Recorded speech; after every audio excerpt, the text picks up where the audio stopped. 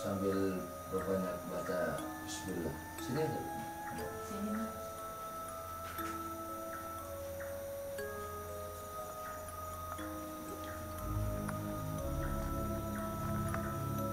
Luruskan niat, lapangkan hati.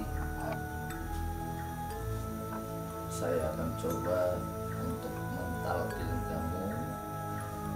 Ikutin apa yang akan saya baca. Bismillahirrahmanirrahim. Bismillahirrahmanirrahim.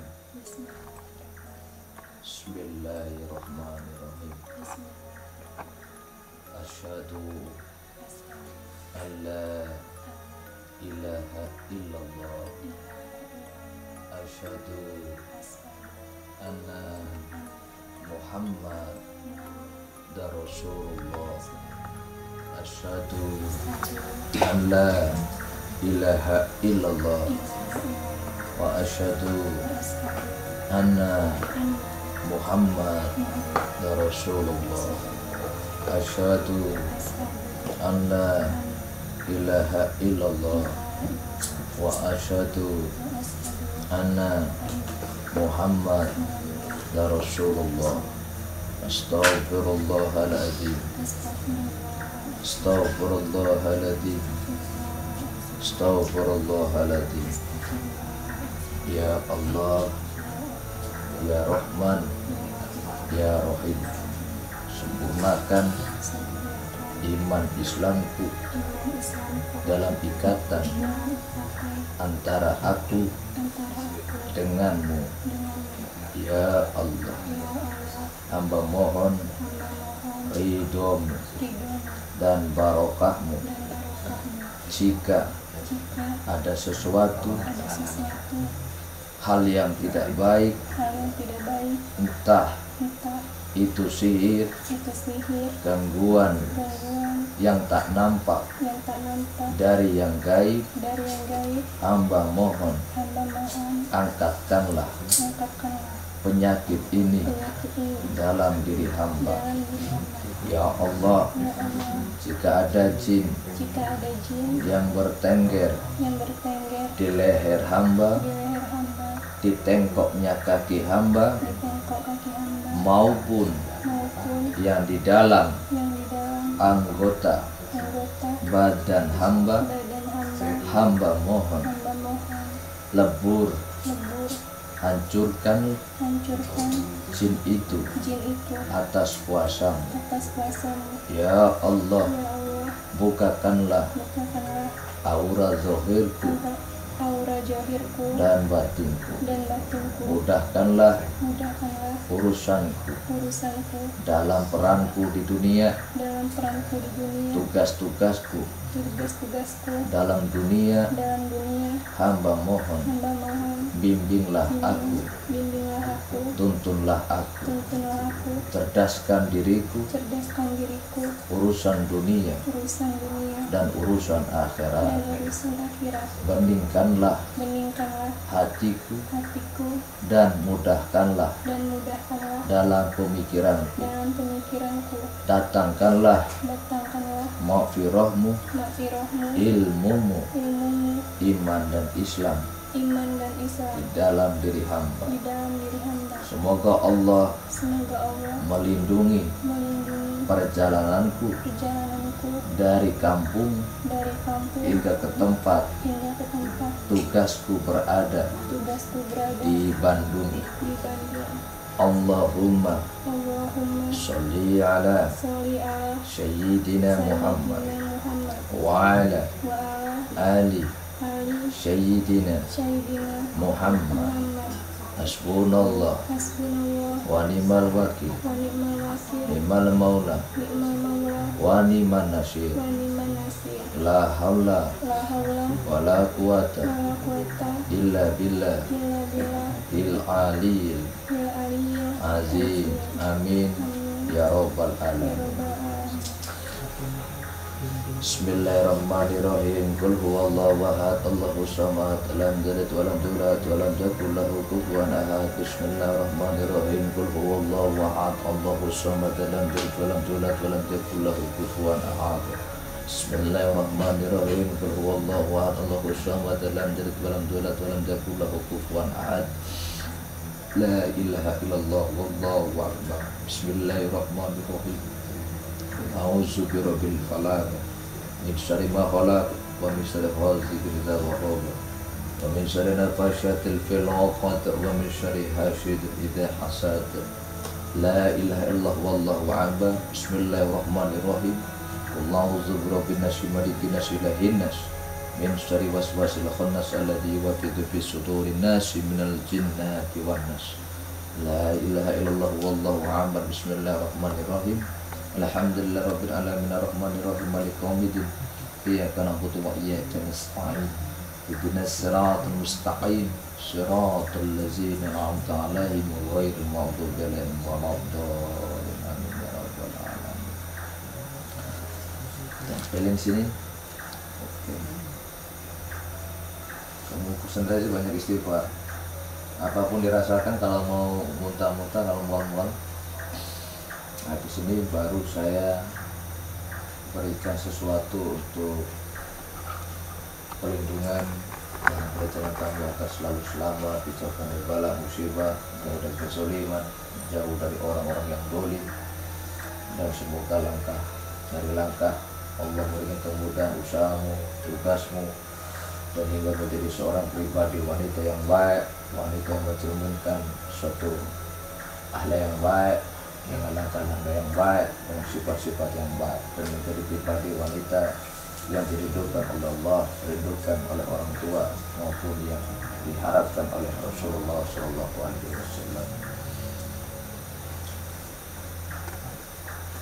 La ilaha illallah, la ilaha illallah, la ilaha illallah, Muhammadur Rasulullah. La ilaha illallah, la ilaha illallah, la ilaha illallah, Muhammadun Nabiyullah. La ilaha illallah, la ilaha illallah, la ilaha illallah, Muhammadun Nabiyullah. La ilaha illallah, la ilaha illallah, la ilaha illallah, Muhammadun waliyullah.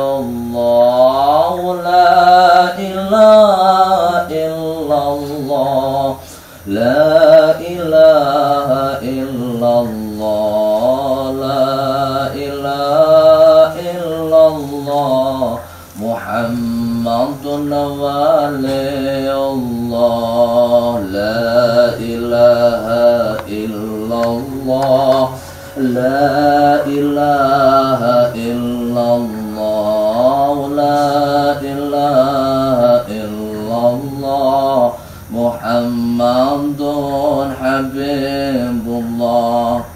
La ilaha illallah, la ilaha illallah, la ilaha illallah, Muhammadun rahmatullah.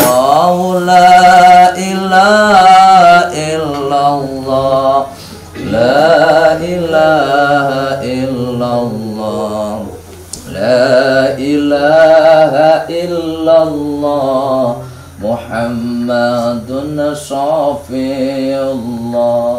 La ilaha illallah, la ilaha illallah, la ilaha illallah Muhammadun Nabiyullah. La ilaha illallah, la ilaha illallah, la ilaha illallah Muhammadun wa nurullah. La ilaha illallah, la ilaha illallah, la ilaha illallah Muhammadun Shafiullah. La ilaha illallah, la ilaha illallah, la ilaha illallah Syabdul Qadir waliyullah. La ilaha illallah, la ilaha illallah, la ilaha illallah al-malikul aqul mubin. La ilaha illallah, la ilaha illallah, la ilaha illallah Syabdul Qadir waliyullah. Bil barakah wa karamah Syabdul Qadir waliyullah. Bisyafaat Nabi Muhammad bi'idnillah wa ridallah.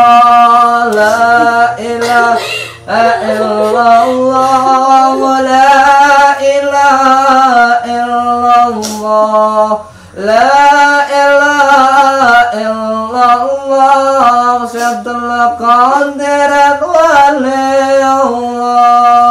La ilaha illallah, la ilaha illallah, la ilaha illallah Muhammadur Rasulullah. A'udzu bikalimatillahi tammati wa min syarri ma ana. Bismillahirrahmanirrahim. Insyaallah la haula wala quwwata illa billahil azim. Subhanallah walhamdulillah wa la ilaha illa wallahu akbar. Ya hayyu qayyum la ilaha illa anta subhanaka kuntu minadh dhalimin. Ya hayyu qayyum la ilaha illa anta subhanaka kuntu minadh zalimin. Ya hayyu qayyum la ilaha illa anta subhanaka kuntu minadh dhalimin. Ya hayyu qayyum la ilaha illa anta subhanaka kuntu minadh zalimin. Ya hayyu qayyum la ilaha illa anta subhanaka kuntu minadh zalimin. Ya hayyu qayyum la ilaha illa anta subhanaka kuntu minadh zalimin. Ya hayyu ya qayyum la ilaha illa anta subhanaka inni kuntu minadz zalimin. La haula wala quwata illa billahil aliyyil azim. La haula wala quwata illa billahil aliyyil azim. La haula wala quwata illa billahil aliyyil azim. Allahumma shalli ala sayyidina Muhammad wa ala ali sayyidina Muhammad bi barakatil Fatihah.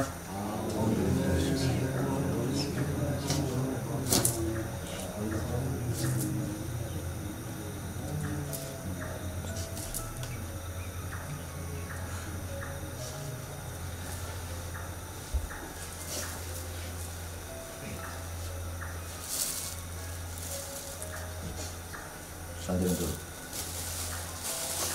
Mari pulang sana, mari pulang. Mari sana, kamu ke sini. Saya. Ya.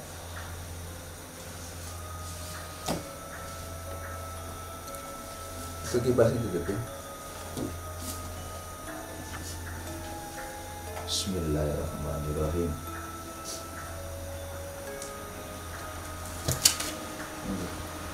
Gak usah deket-deket kan.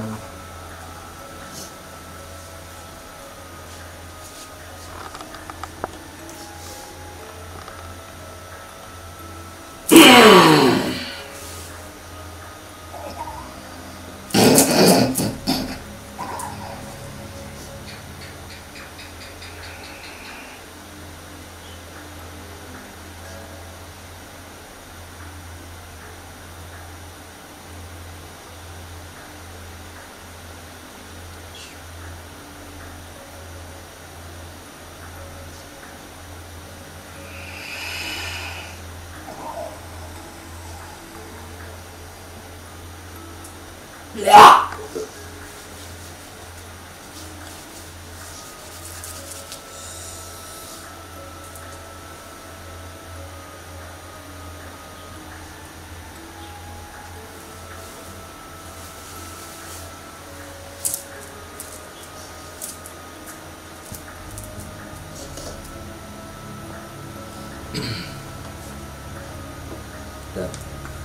Bersihin.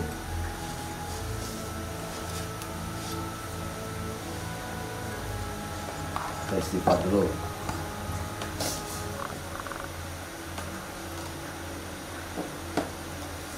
Apa yang dirasakan? Yang tadi berat banget kakinya. Ya berat. Ini nanti aku jelasin. Terus di kaki berat apa lagi? Sama di sini. Panas. Iya. Sering panas emang. Oh. Terus ada lagi. Iya. Jantungnya gimana? Aman? Nggak sesek? Iya. Tapi kadang-kadang kalau panas sesek dia. Ya, biar netral dulu. Ada merokoknya.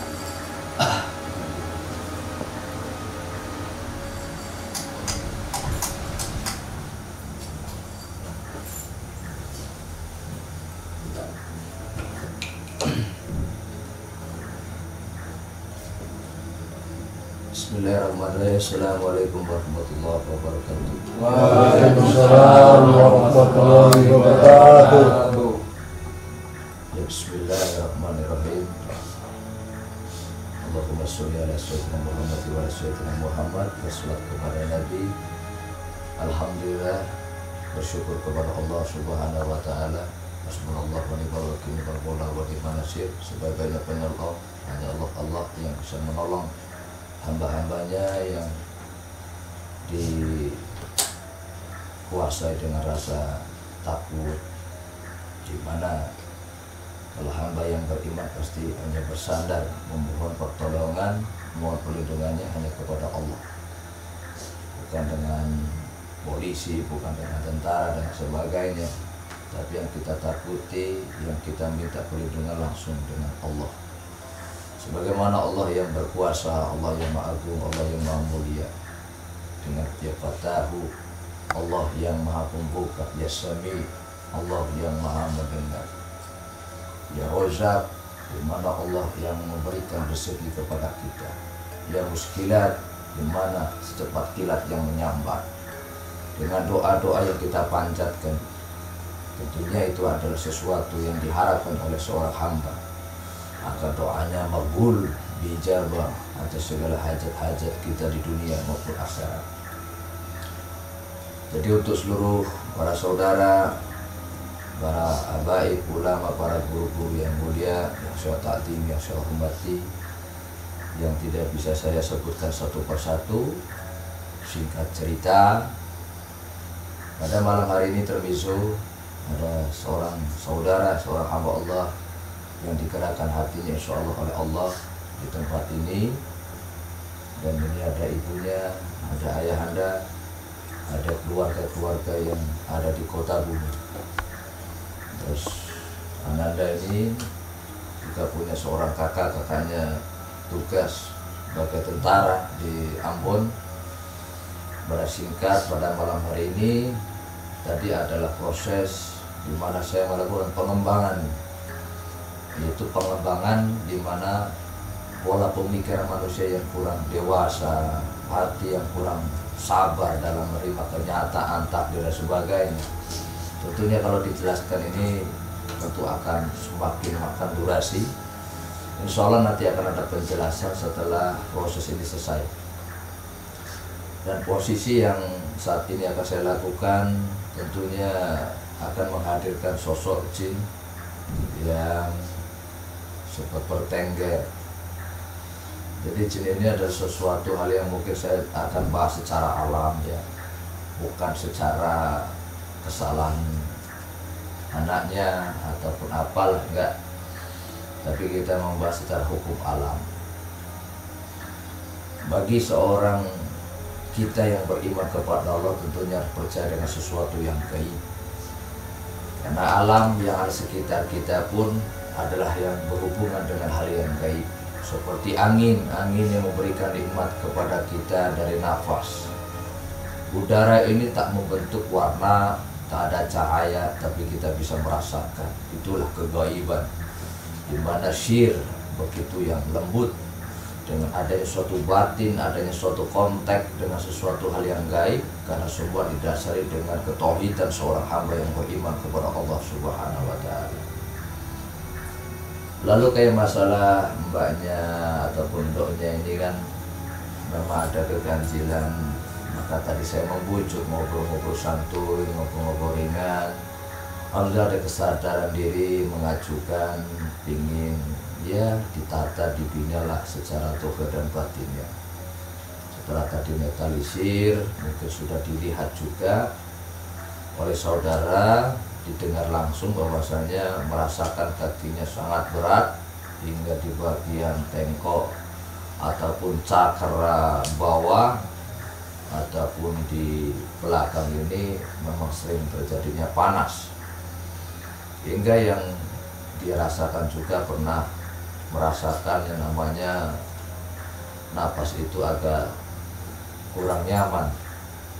Jadi saya akan singkat, saya akan tarik dulu jinnya dan akan saya masukkan ke mediator, tapi jangan ditelan ya. Jin ini kalau bicara jangan ditelan ya, karena jin itu suka nipu. Jadi ini hanya sebatas, misalnya apa yang dia sampaikan, misalnya 10, jangan dipercaya 10 kalimat yang dia bicarakan. Ambil paling yang benar cuma 2 di situ. Yang lainnya pembohongan mereka, jin mereka. Karena apa?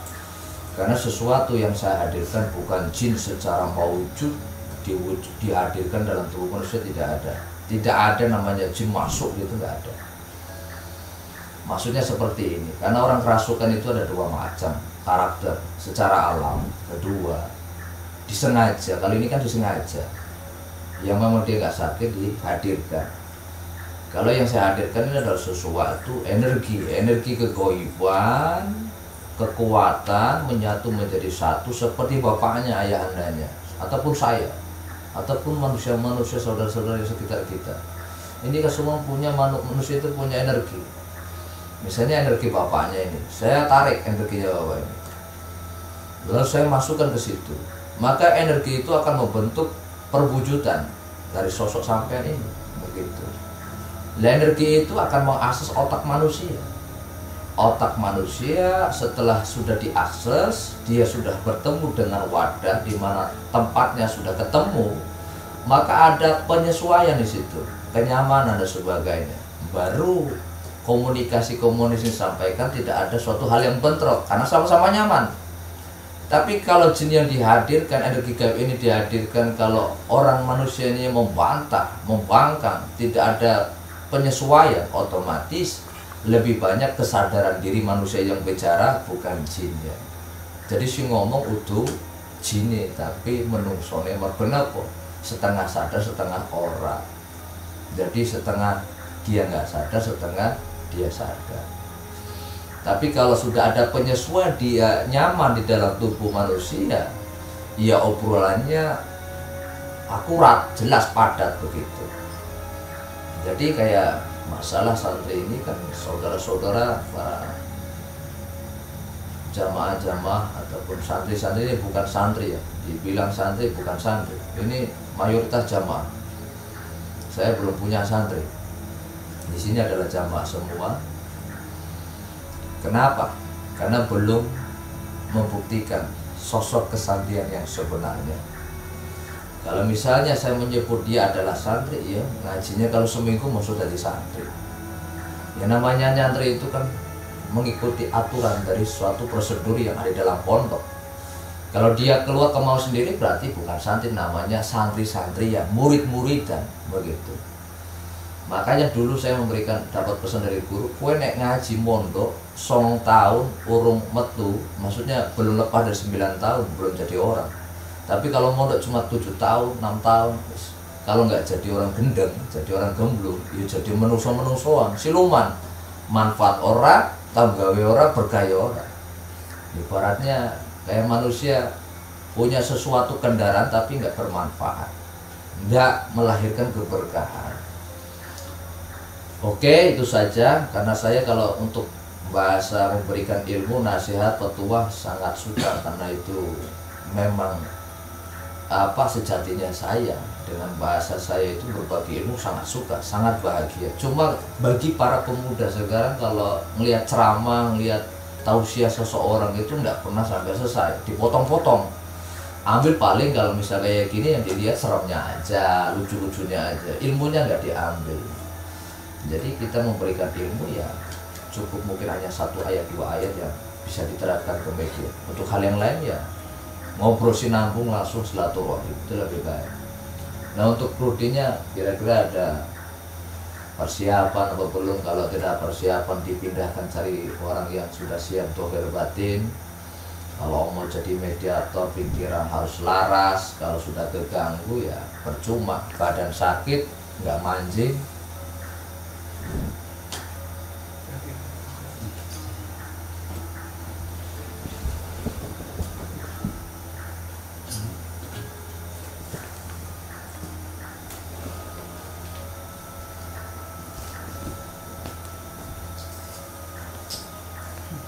Jadi jin yang tadi saya hadirkan, khususnya hadirkan ke tubuh santri sini, paham?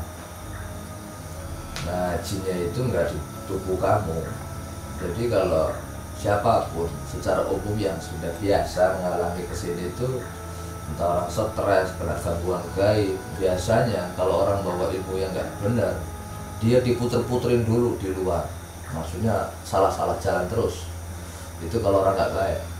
Yang kedua, kalau misalnya ada sihir, ada sesuatu yang nggak baik, entah punya ilmu apalah, ilmu ireng, ilmu nggak benar, itu rontok langsung, biasanya kesurupan di halaman. Kadang misalnya kayak pasien-pasien yang mau diobati di situ udah teriak-teriak kesurupan, ya sudah aja, biasalah. Nah, biasanya kalau misalnya ini anak sampean bawa jin, misalnya ada jin yang ngikutin, kalau udah tahu tempatnya ke sini, otomatis dia akan keluar dari saka, tapi tempatnya dia hanya nunggu di luar gitu. Dia masuk kalau dia sudah keluar dari pesantren ini, begitu Pak. Jadi posisi tadi saya meruqyah dengan kalimat kuasa keagungan thayyibah la ilaha illallah Muhammadur Rasulullah. Tadi sudah tahu kan, anaknya menangis ini adalah memang ciri hajin begitu. Jadi kalau orang diruqyah, satu, kalau dia mau keluar dari anak itu menangis, kedua dia teriak histeris, yang ketiga dia mengeram-ngeram tubuhnya. Itu biasanya kalau jin mulai mau dirontokkan kayak gitu. Nah, tadi ini nangis kan memang seperti itu, jinnya memang menangis begitu. Kalau orang diruqyah memang kayak gitu. Paham? Sebenarnya paham? Maksudnya ini untuk pelajaran, saya belajar, kamu belajar, semua pembelajaran. Jadi bisa misalnya kelak nanti kau pulang menjadi kenang-kenangan ini kan. Kenang-kenangan, oh saya pernah ke sana. Oh, Gusnya masih tampan dan masih segar begitu. Udah? Nah. Maksudnya biar gak ngantuk. Assalamualaikum waalaikumsalam. Watam. Oke, Zat tunjukkan sesuatu.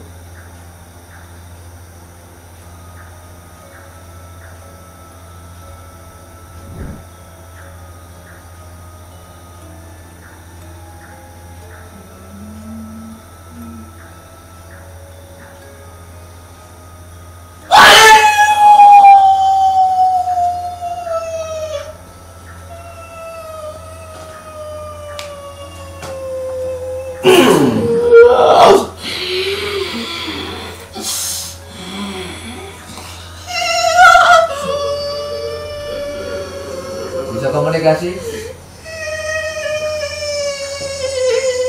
Bisa. Hah? Bisa. Bisa.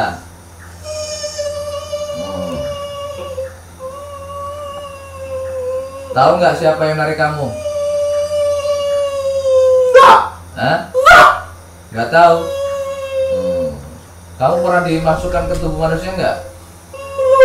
Belum. Nah, kamu ada di pesarean saya di Yayasan Pondok Pesantren. Nah, kalau di dalam dunia kamu, pandangan kamu yang dilihat adalah kerajaan galuh saya. Begitu.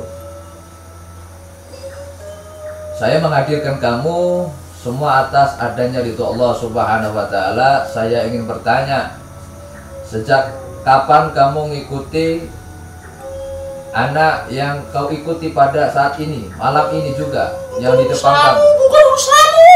Ini adalah urusan saya, perkara urusan dunia yang berhubungan dengan duniamu. Maka saya hadirkan kamu di dalam tubuh anak saya ini. Sudah lama? Siapa kamu perlu tahu? Ya, saya ingin tahu tentang permasalahan yang sebenar-benarnya. Karena kamu kan yang buntutin, kamu yang menutup hijab mereka hingga dia jauh dari segala kenikmatan adanya barokah maupun itu Allah Subhanahu wa taala. Kamu yang selalu melilit ke bagian kakinya agar dia membangkang, agar dia menjadi seorang wanita pemalas, menjadi manusia yang membangkang. Sudah lama kamu menyelimuti manusia ini. Sudah. Sejak kapan? Dan kamu datang itu dari dimensi mana? Saya sudah masuk Apa saja. dari tempat dia tugas? Apa dia tinggal di sebuah kontrakan? Kos-kosan? Di mana? Dia tidur. Di tempat dia tidur. Intinya di kos-kosannya. Apa yang membuat kamu tertarik dan nyaman kepada anak ini? Dia sering mas-malasan. Ya kamu juga mas-malasan kok. Makanya saya suka. Ya kamu kan mas-malasan. Bangsamu itu pembangkang. Saya mau tanya, apa yang membuat kamu nyaman? Kamu kalau ditanyain nggak usah melenceng-melenceng pembicaraannya. Auranya sama, saya cocok. Auranya sama. Auranya sama? Ya enggak lah. Auramu dengan auranya kamu ini beda lah. Manusia itu lebih tinggi derajat daripada kamu. Manusia lebih sempurna karena punya fisik, punya dohir. Kamu tak nampak. Tapi saya nyaman. Nyaman apa yang membuat kamu nyaman? Bajumu elek, mambu, gak enak. Sedangkan manusia ini bersih, nyaman dengan pakaiannya. Lah kamu pakaian udah gak nyaman, dipandang juga gak enak. Bau iya, wangi enggak. Ya iya. Ya itulah sosok karaktermu gitu loh. Dengan penampilan yang jorok, bau badan yang gak enak, bajumu udah gak layak dipakai, ya dipakai. Bukan urusanmu. Ini urusan saya. Kamu mau ngapa? Saya nggak suka. Lah ngapa kamu tadi gak masuk ke sini? Ngapa kamu nunggu di luar? Terlalu banyak penjaga sih. Lah, kamu kan punya sesuatu kekuatan di mana Allah telah memberikan kemampuan untukmu. Kenapa kamu nggak bisa masuk ke sini? Terlalu kuat sini. Terlalu kuat. Berarti kamu golongan jin nampar yang sangat lemah. Iya. Kasihan kali kamu punya ilmu sedikit. Ilmunya cilik, setengah. Nggak punya dikdaya, kekuatan. Tapi sok kuat. Kalau kamu kuat itu bisa masuk ke sini. Ya Nabi salam alaika, ya Rasul salam alaika, ya Habib salam alaika, salawatullah alaika. Ya Nabi salam alaika, ya Rasul salam alaika, ya Nabi salam alaika, salawatu alaika, sallallahu ala Muhammad,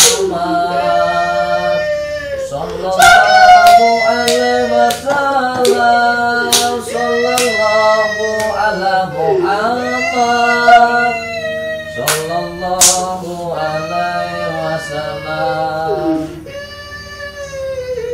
Kamu kalau nggak mau jujur ya saya bakar.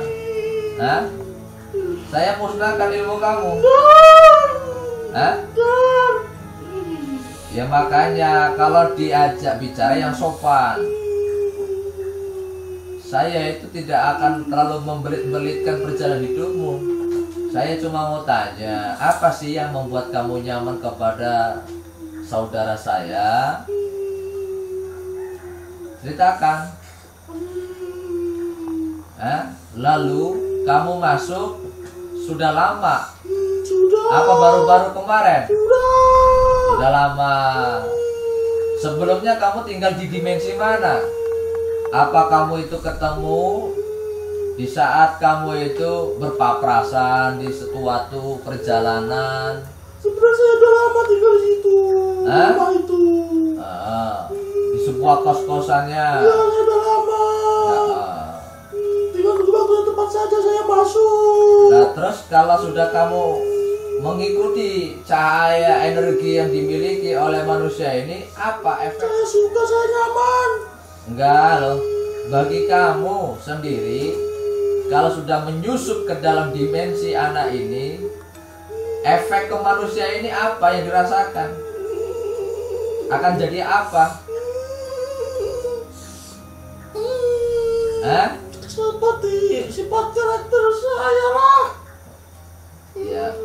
Ya intinya kalau malas ya sama-sama malas gitu loh. Kamu memang pemalas, tentunya akan mensupport orang-orang yang membangkang, orang-orang yang lemah akan iman dan sebagainya gitu loh.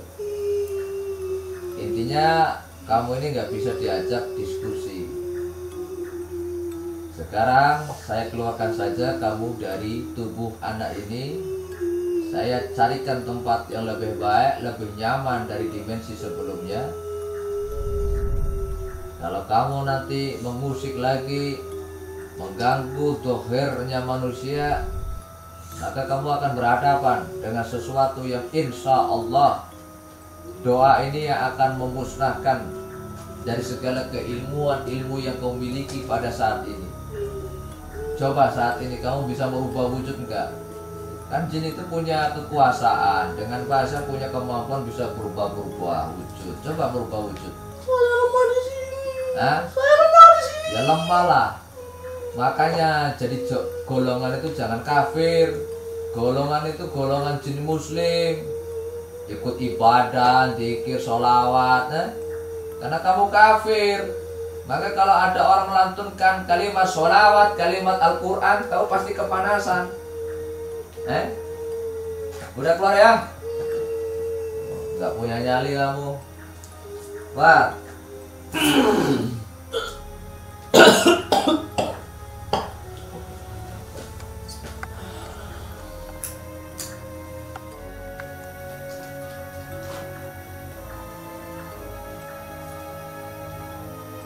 Tadi udah ngeliat kan mediumisasi tadi? Kalau marah kayak Hera itu. Hah? Kalau marah kayak Hera itu. Gimana? Kalau pas marah. Iya. Jadi yang mau dibahas segi dari manusianya apa dari jinnya?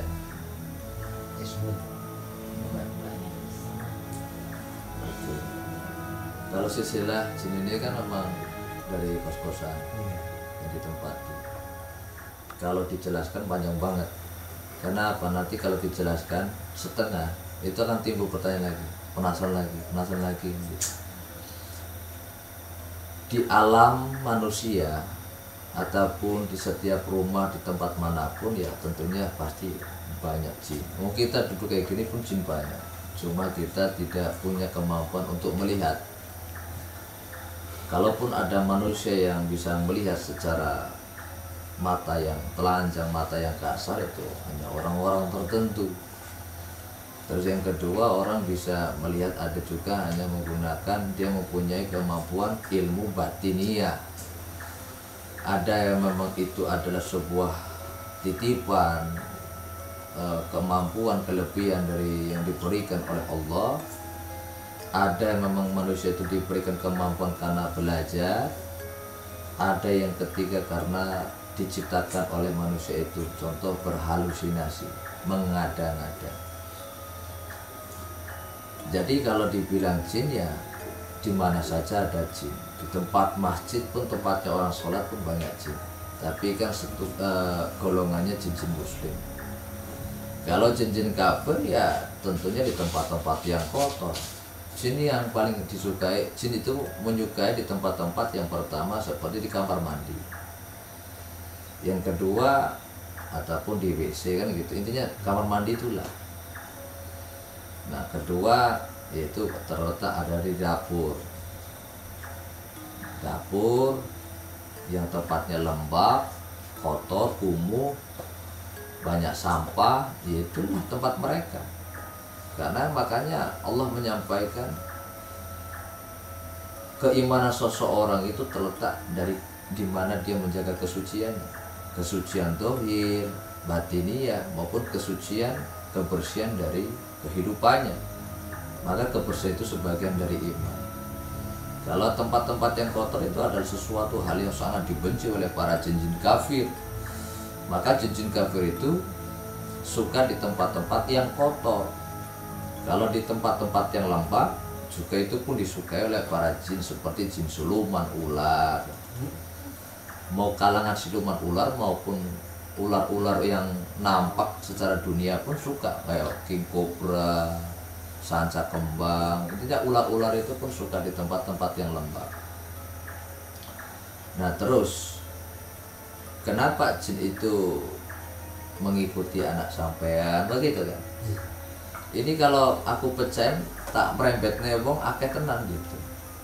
Nah, saya karena PR-nya membahas anak sampean, tentunya kayak jin kafir itu adalah sosok yang selalu meneror, mencari mangsanya. Contoh, melihat anak sampean lalai, daya pikirannya lemah, suka ngelamun, seneng banget itu. Akan terus dihasut, dikompres terus otaknya dan pikirannya. Nah, setelah dia menghasut, karena jin itu menggoda, serangannya ada dua. Kalau jin yang benar-benar sifatnya kasar seperti jin-jin fasik ataupun jin-jin nampar ataupun jin koloni, maka kayak jin itu ya hidupnya seperti manusia. Ada yang di dalam desa, di dalam perkotaan. Kalau koloni itu berada di dalam kerajaan, itu koloni. Nampar itu koyo dhewe iki uripe nang desa, nang kampung itu ya nampar. Nah, kayak jin-jin ini macam-macam makanan yang disukai. Contoh dari bekas-bekas makanan manusia, dari sampah, dari tulang-tulang ikan itu pun disukai oleh mereka. Terus kotoran manusia itu dimakan oleh dia. Begitu. Makanya kalau orang yang jorok yaitu panganan itu. Nah, contoh kayak ibunya pemalas, orangnya jorok di rumah, nggak pernah jaga kebersihan. Apapun yang dimakan walaupun itu nasi gitu, nasinya benar-benar memang sudah jelas nih kan, diambil dari proses kita masak. Tapi yang dalam pandangan batiniah, keilmuan seseorang, nasi itu berupa kotoran udah diganti oleh jin itu. Nah, tadi aku udah menyampaikan jin itu menyerang antara dua titik, antara otak dan hati. Kalau otak sampai selalu positive thinking, dia akan mengarah nyerangnya ke hati. Hatinya lemah, ya kena. Kalau hatinya kuat, dia akan menyerang ke sini. Jadi dua titik ini terus gitu. Lalu kalau bisikan, a'udzubillahi minasyaiton, setan sin awit diri, itu membisikkan melalui telinga, lalu ke hati kita. Beda ya. Iki jin seneng awake dhewe.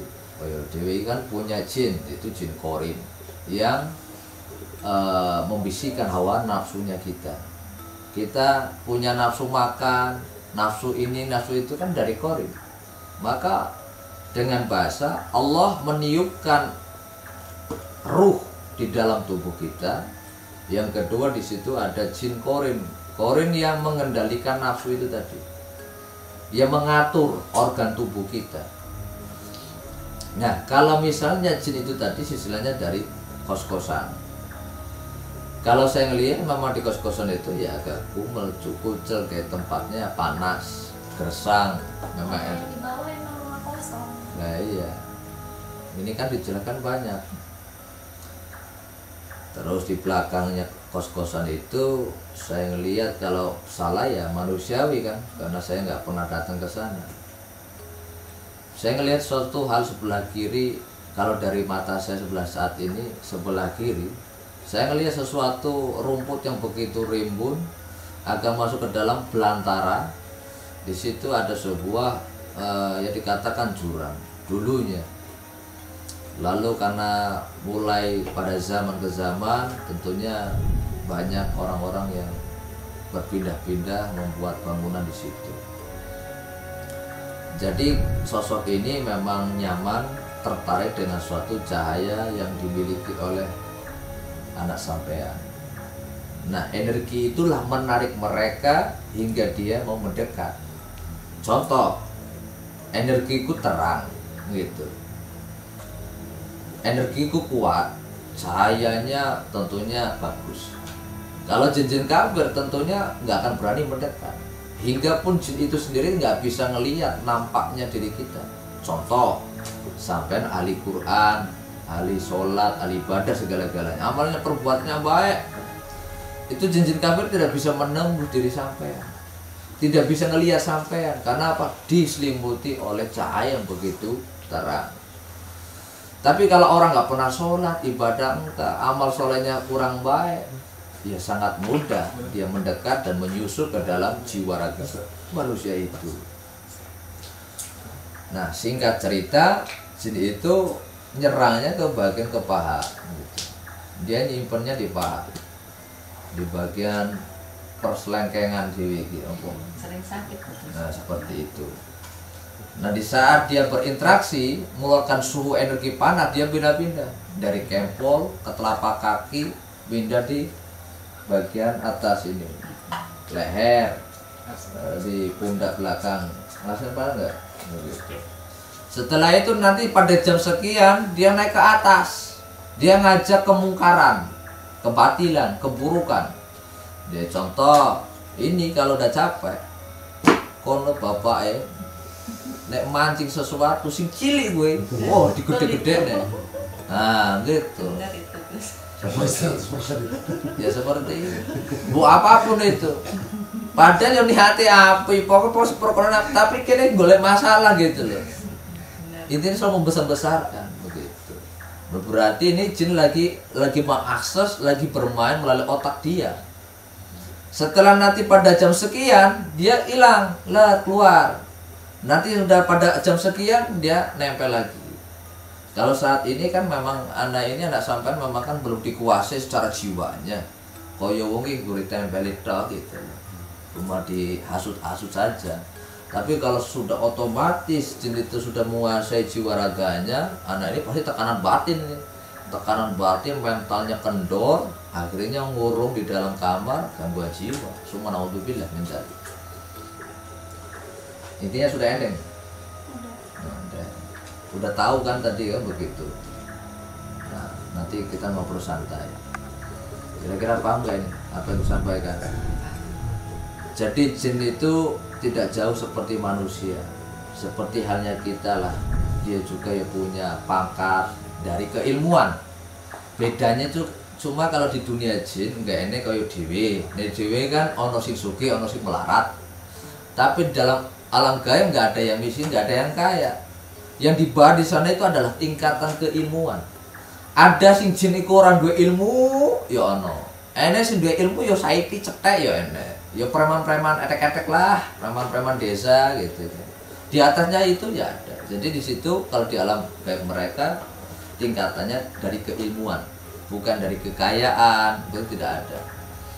Terus keindahan di alam gaib itu tidak seperti apa yang kita lihat. Contoh, di alam gaib mereka itu serem, ya enggak. Di alam gaib dia seperti dunia kita. Punya desa, yo asri ngono, akeh hutan, ono hewan-hewan yang melata, bunga-bunga yang begitu luas sekali ya ada. Gunung-gunung ya ada. Sungai-sungai, kali-kali ya ada. Ini tidak jauh beda dengan manusia. Nah, kalau misalnya manusia itu ngomong dunia gaib itu menakutkan, mengerikan, itu adalah pola mindset dia saja. Lemahnya iman karena dia tidak memahami hakikat kegaiban sebenarnya, ya otomatis dia akan mengatakan kalau dunia para jin itu menakutkan.